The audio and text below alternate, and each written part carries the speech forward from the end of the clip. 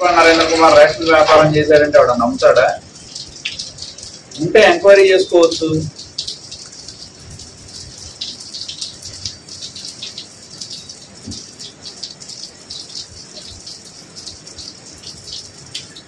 కొన్నూరు నియోజకవర్గాన్ని ఏంటంటే ఆయన దోపిడీకి, ఆయన వసూళ్లకి అడ్డాగా మార్చుకున్నాడు. ప్రజలను కానీ ప్రజా సమస్యలను కానీ గాలికి వదిలేశాడు. ఎందుకంటే నేను వైకాపా నాయకులను కూడా హెచ్చరిస్తా ఉన్నాను. ఎవరి పరిధిలో వాళ్ళు వాళ్ళ పని వాళ్ళు చేసుకుంటే బాగుంటుంది.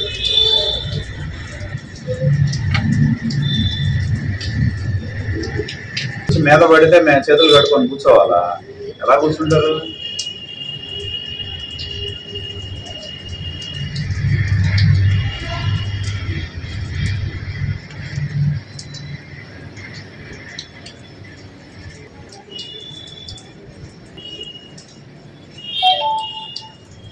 నిజంగానే మేము చెప్పిన వీటన్నిటి మీద ఎక్కడెక్కడైతే దోపిడీలు జరుగుతూ ఉన్నాయో వీటి మీద కనుక మీరు ఎంక్వైరీ చేస్తే ఈ భాగవతం ఏంటనేది బాగా తెలుస్తుంది.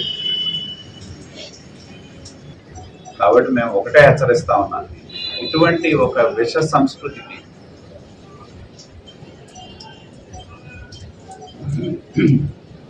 అంతం పలకాల్సిన అవసరం ఉందని బట్టి తెలియజేస్తా ఉన్నాను.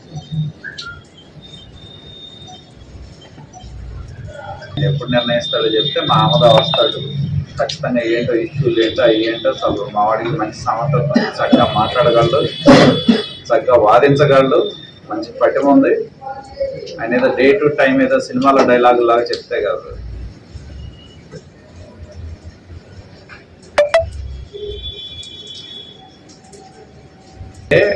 ఆయన వాళ్ళ మామగారు ఉమారెడ్డి గారు వాళ్ళకి రాజకీయ భిక్ష పెట్టింది తెలుగుదేశం పార్టీ. ఇవాళ వాళ్ళ ఎదుగుదలకు అన్ని విధాలుగా స్థాయిని తీసుకొచ్చింది తెలుగుదేశం పార్టీ, చంద్రబాబు నాయుడు గారు.